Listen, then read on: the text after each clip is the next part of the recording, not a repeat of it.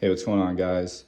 In preparation for Operation Steelmate 2, the 80th anniversary of Peleliu event, wanted to try something new and put out a few informational videos for some of the newer guys and some of the older guys that maybe just are looking for a little bit more information. I know most of you guys checked out the M1941 haversack article and photos I put up. Appreciate all the feedback and nice comments people left for me. And once again, just very passionate about World War II uniforms, equipment, and want to ensure that we are getting all the details correct in the hobby itself. So without further ado, this should be a quick video on the M1923 Marine Corps cartridge belt.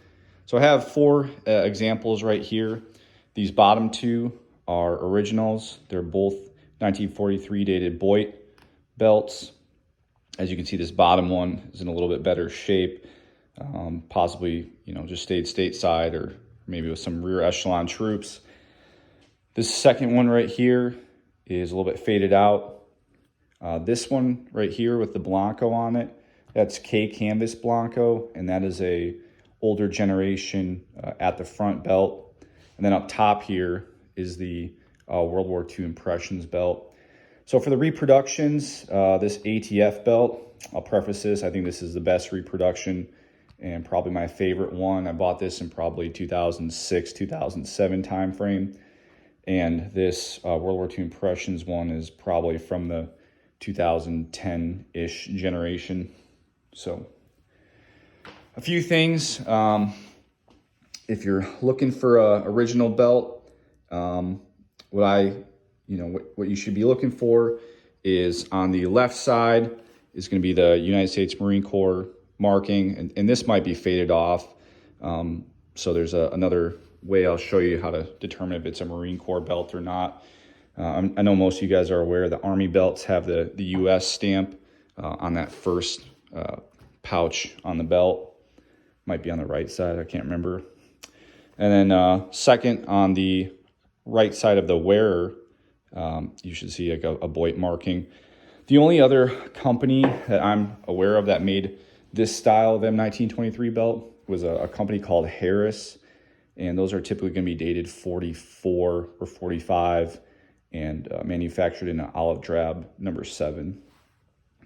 So if those markings are worn off, the next go-to is this little retention bar. This should be fully enclosed on the Marine Corps belts. The Army belt, so it's going to be gapped right here. So in theory with that belt, you could pop this belt expander out faster. For the Marine Corps belt, for whatever reason, it's always going to be enclosed. So you'll see a lot of guys online or on eBay or whatever trying to sell, belts that are, don't have any markings on it. So it's kind of hard to determine if it's a Marine Corps or an Army belt. But if you just check out those back retention hooks, that should be a pretty good indicator that it's a Marine Corps or an Army belt. So come up here to the ATF belt. You can see these older generations are fully enclosed. I like to stamp the hell out of my gear. I think it just kind of gives it a nice look.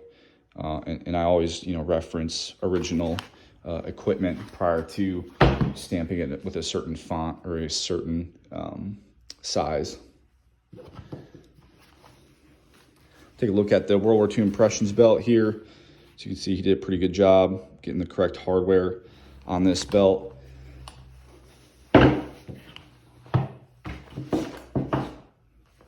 So the reason I prefer the ATF belt is simply the size of the pouch. I think the World War II Impressions belt, he just kind of oversized these a little bit.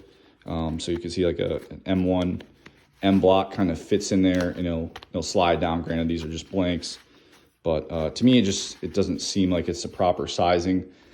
Color is fine. I've had this one for over 10 years. I've dunked it in the ocean a few times, let it bake in the sun, so it's fading out. As you can see, it generally matches this faded out one a little bit. So here's the ATF belt. Once again, M block sits pretty flush with the pouch, and I think it mimics the original style of fitment pretty well. Just seems like overall the ATF belt is a little bit tighter woven, the canvas, and just to me it gives a more realistic appearance to the belt. So all the hardware looks pretty good. I don't know if ATF used the original hardware or not. You can see the little grommets on the back for all the hangers. Look pretty realistic. General size of the belt, both belts are pretty good as far as comparison of the pouches. Looks pretty good there. And overall, like I said, the ATF belt I think just gives a little bit more realistic appearance. World War II Impressions belt isn't bad, but if you have the option, definitely recommend the ATF belt. And I don't even know if World War II Impressions has theirs in stock as of this video, so just something to consider. Hope this video helps you out a little bit. Would like to put out another video on Blancoing. I think that's going to be the new hotness coming up. Just got to make sure we're referencing original photos and not overdoing it. So appreciate you guys checking out the video. If you guys have any questions, just in the comments section, hit us up or DM me. Don't really care, and do my best to answer those for you. Appreciate it.